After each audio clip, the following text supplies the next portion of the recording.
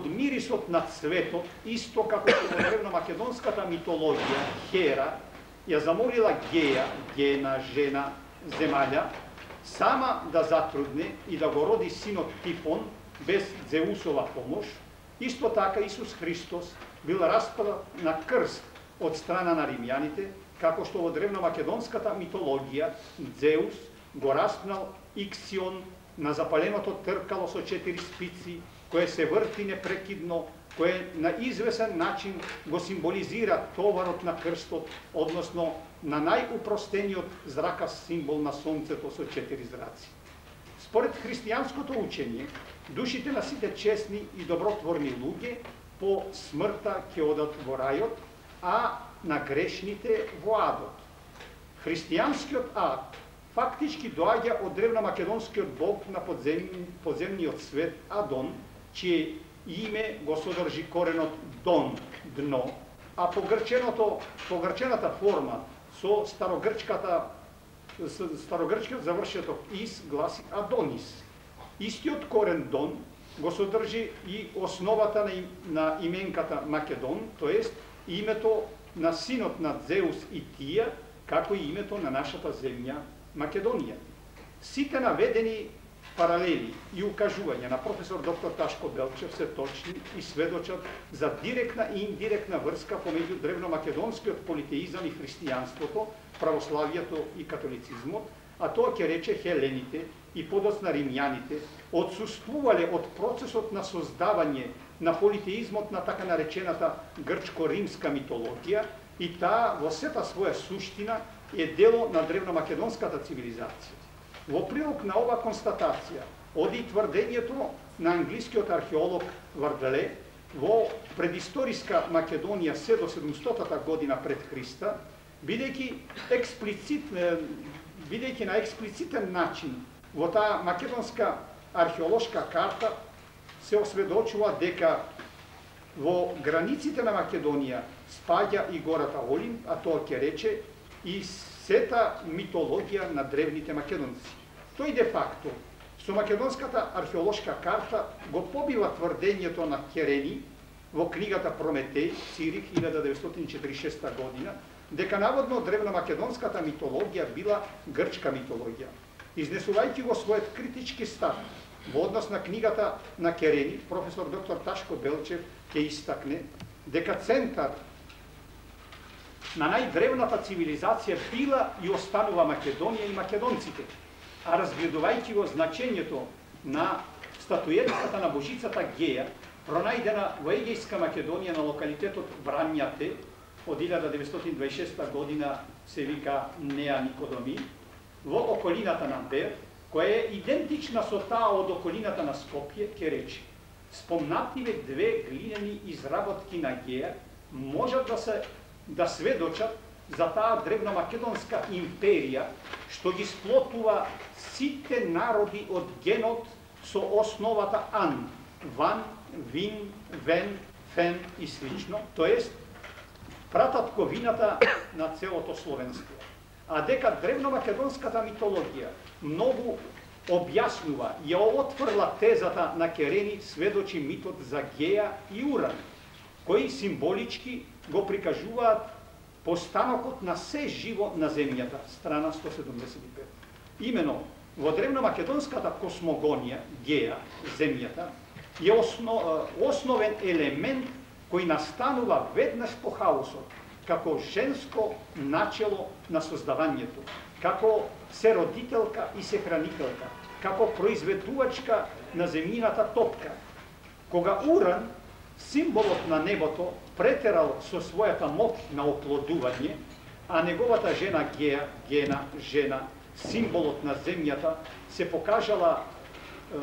пожалила на својот син Титанот Крон, дека во својата утроба стенка и се задушува од товарот на се што изнародила, во погоден момент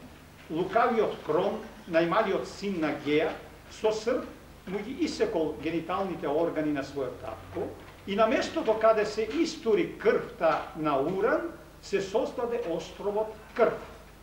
А од паднатите сперми на заталасеното море се создаде Афрата, тоест пената од која се роди убавата Кронова сестра Афродита. Кога овој мит би бил хеленски, а не македонски, како што тврдат Керени, Срејовиќ, Цермановиќ и така натаму, тогаш името на островот би требало да биде Хема или Ема, а не крв, односно Корпос. Слична е состојбата и соимињата на другите острови од Јонското, Егејското и Средоземното море. Разгледувајќи го јазикот на Илијада и Одисеја, настаните на древномакедонската митологија, како и јазичното значење на имињата на горите, реките, островите, населените места и така натаму, тоест разгледувајќи етимологијата на орономијата, хидронимијата, нисонимијата, топонимијата, ономастиката и така натаму, кои немаат ништо заедничко со јазикот на данајците, кога дошле на Мореја, професор доктор Ташко Белчев ќе констатира: збор станува за настани не од времето на древнохеленската цивилизација, туку тие се однесуваат на 5-6 илјади години по старата цивилизација, венецко-феникиската, односно древномакедонската, архаичната од времето кога хелените некаде од арапскиот полуостров се уште не си го знаеле ни своето име, а не да поседуваат митологија и политеизам со корења на гората Олимп. Следејќи методологијата на компаративизмот на францускиот социолог, етнолог, филозоф и антрополог Клод Леви-Строс, професор Белчев се обидува сестрано да ја расветли севкупната симбиоза на митологијата на сите племиња опфатени со етимолошкиот корен вен, фен, фин, вин, ен, вед и слично, и симбиозата на прагматичноста, што ги опфаќа сите лингвистички индикатори поврзани со древномакедонската митологија, бидејќи сето тоа го сочинува тогашниот древномакедонски општествен тоталитет. Авторот на еден суптилен начин врши разграничување помеѓу позитивните страни на недореченоста во трудовите на Клод Леви-Строс и Вардле, кога констатира дека тие не се свесни за директната поврзаност на древномакедонскиот мит со местоположбата на раѓањето на тој мит, за неговата органска поврзаност со археологијата на древните македонци, за оронимијата и целата друга ономастика на која почиваат древномакедонските епови Илијада и Одисеја, и целата древномакедонска митологија подредени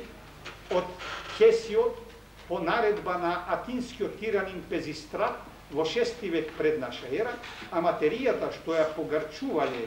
се однесува на 6-тиот милениум, а не век пред Христа. Тој директно, незаобиколно ќе напише: Леви-Строс не се прашува и не сака да знае каде живееле хелените во времето кога бил создаван древномакедонскиот мит на гората Олимп и каде е тука научната, теогонската, филозофската логика, кога временски хелените отсуствуваат над 5000 години од Мореја, денешна Хелада. А Варле дури не си го поставува прашањето зошто ископините во Македонија, се мисли на Беломорска Македонија, ги прекрстиле грците. Како неуморен истражувач, господин Белчев се обидува да разграничи што е вистинско митско, историско, фолклорно и најпосле што е литературно во еповите Илијада и Одисеја и општо земено во древната книжевност. Веројатно затоа звучи како своевидно откровение, кога на страница 194 авторот тврди дека уште Херодот на времето им ја откри тајната на описменетите хелени од феникиците, дека Хомер им создаде на хелените богови и забележувајќи му на Херодот дека не ја кажал целата вистина, бидејќи таа етимологија не е ни хебрејска, ниту арапска, можеше да ја изусти вистината дека Хомер паралелно со боговите им го збогатил на хелените и литературниот јазик, благодарејќи на материјата врз која се градеше неговиот еп Илијада и Одисеја, последствено Херодот не ја каже